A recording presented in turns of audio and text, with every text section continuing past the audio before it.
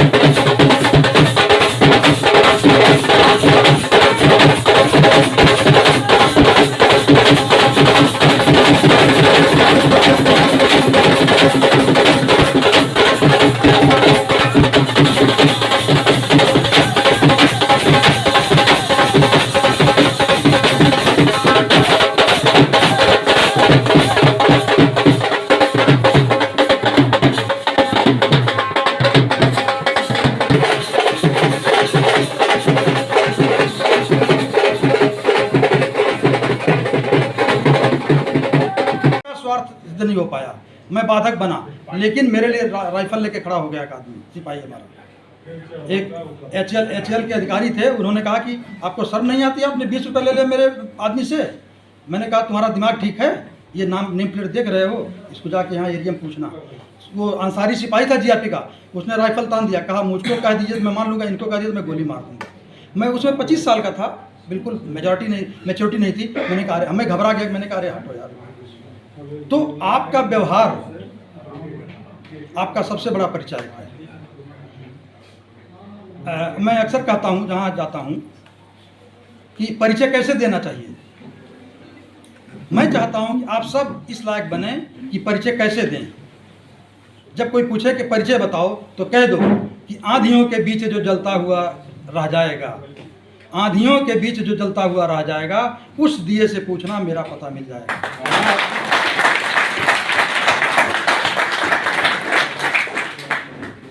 बाकी विस्तृत बातें तो कल होंगी। एक चीज़ और, अगर हमें कुछ करना ही है, हम उससे बच नहीं सकते, तो रोते हुए करने से क्या फ़ायदा, मुस्कुरा के करो। आप बढ़िया मूड में रहेंगे और बेहतर काम करेंगे। जब भी दबाव में और तनाव में काम करेंगे तो बढ़िया काम नहीं हो पाता। 94 में मैंने अपनी डायरी में लिखा था, कंपल्सन्स क्रिएट डिस्टॉर्शंस। मतलब जब आपको मजबूर किया जाता है तो आप अपना बेस्ट नहीं दे पाते। आपका बेस्ट लेने के लिए माहौल बढ़िया होना चाहिए। तो क्या भावना होनी चाहिए? मैं तो इसी भावना को मानता हूँ कि पस्त हौसले वाले तेरा साथ देंगे क्या, पस्त हौसले वाले तेरा साथ देंगे क्या, जिंदगी तू इधर आ जा हम तुझे गुजारेंगे। अगर ये भावना आप में रहेगी तो कभी किसी मोर्चे पर तनाव नहीं होगा आपको। मेरे अभी घर से फ़ोन आ जाए, मैसेज आ जाए बस्ती से कि आपके गांव में आग लग गई है घर में, मुझे रत्ती भर फर्क नहीं पड़ता। क्यों नहीं पड़ता? हम यहाँ से 200-250 किलोमीटर दूर पानी फेंक के नहीं बुझा सकते। दीवार में सिर मारेंगे तो हमारा सिर फूटेगा। एंड आफ्टर ऑल वहाँ भी कुछ लोग हैं, उनकी भी कुछ जिम्मेदारी है। हमने ठेका ले रखा सारी दुनिया का, वहाँ भी लोग हैं, वो करेंगे। हमारे बेटे का बीकॉम का पेपर छूट गया, तबीयत खराब हो गई, मेरे घर में बवाल मच गया। हमने कहा छूटने दो, बैक पेपर आएगा, देगा, पास हो जाएगा। नहीं बैक पेपर आया, 1 साल पीछे हो जाएगा। अब बीकॉम नहीं कर पाता है तो क्या ज़िंदगी रुक जाएगी क्या? है? बहुत सारे इस देश में ऐसे लोग हैं जो बढ़िया रोजगार कर रहे हैं, बिजनेस कर रहे हैं, अभी काम भी ग्रेजुएट नहीं है। तो कहने का मतलब कि चीज़ों को अगर आप बदल नहीं सकते, परिवर्तन नहीं ला सकते, सैड अबाउट इट, स्वीकार करो, आगे बढ़ जाओ। हाँ, जहाँ आपके प्रयास से परिवर्तन संभव हो वहाँ प्रयास जरूर करना चाहिए। और इस कंटेक्स्ट में कह रहा हूँ कि मुझे नहीं लगता कि किसी को मेरे से बहुत कुछ दुख होगा, क्योंकि मैंने डांटा होगा, कड़ाई की होगी, तो ये सीखने के लिए आदित्य ये सीखो, मैं चाहता हूँ कि सीखो, मैं सिखा रहा हूँ। बहुत कम लोग मिलेंगे ऐसे जो ज़बरदस्ती सिखाएंगे, नहीं तो मौका नहीं है किसी के पास सिखाना जाता।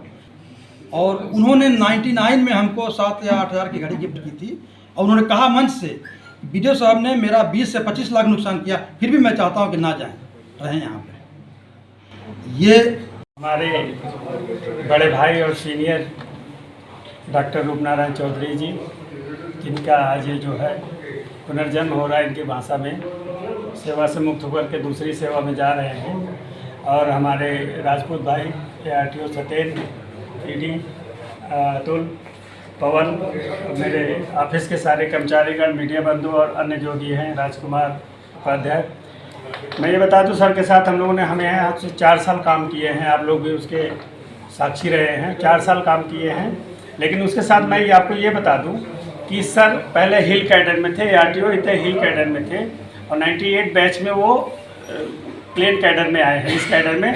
तब से मैं सर के साथ हूँ, हमारे ही बैच के हैं, सर का ये बैच है हमारा, सर का 98, और तब से हम लोग किसी न किसी रूप में जुड़े हैं। सिर्फ आजमगढ़ में ऐसा मौका मिला जहां हम लोगों ने साथ काम किया, और मैं समझता हूं वो हम लोगों की लाइफ का सबसे अच्छा 4 साल बीता है, जिसका हमें पूरा जो है अभिमान है, गर्व है।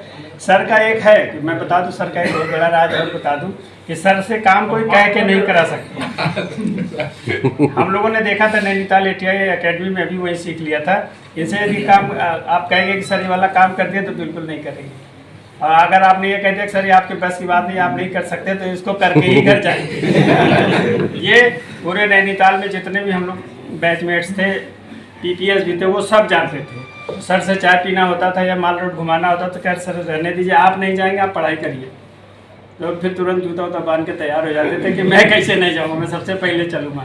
आज जिस दिन संडे को उनके रिक्वेस्ट करते थे, सर आज चलिए कहीं चलते, भीमताल, मल्लीताल, तल्लीताल, तो उस दिन कहते मैं क्यों जाऊँ, मुझे यहाँ इतना पढ़ना, तुम लोग जाओ, नहीं जाते थे। एक बार पर मैं बताऊं कि विभाग के जितने भी RTO है या अन्य पदों पे भी जो कार्यरत है, जोनल है, एडिशनल है, TC का तो नहीं कर सकते, और बाकी हम लोग नीचे, जितना ज्ञान इनके पास है उतना शायद ही है। ये बंदा ऐसे बंदे हैं कि जिनको कह दिया गया किसी ने कि इकोनॉमिक्स से आपका सिलेक्शन नहीं हो सकता। आइए मैं बता दूँ, जैसे वो नहीं लगाया, शायद कहते कि इकोनॉमिक्स से सिलेक्शन हो जाए तो ना पढ़ते, इन्होंने इकोनॉमिक्स पढ़ के ही सिलेक्शन लिया। और मेरे ख्याल से सर बहुत ही कम उम्र में सेवा में आ गए थे, पब्लिक लाइफ में आ गए थे, BDO भी थे, रेलवे में भी थे। बादशाह नगर में इनका नाम कुख्यात TTO में गिना जाता है। बादशाह नगर स्टेशन में जब इनका कार्यकाल था, फिर साहब BDO से फिर हमारे विभाग में आए।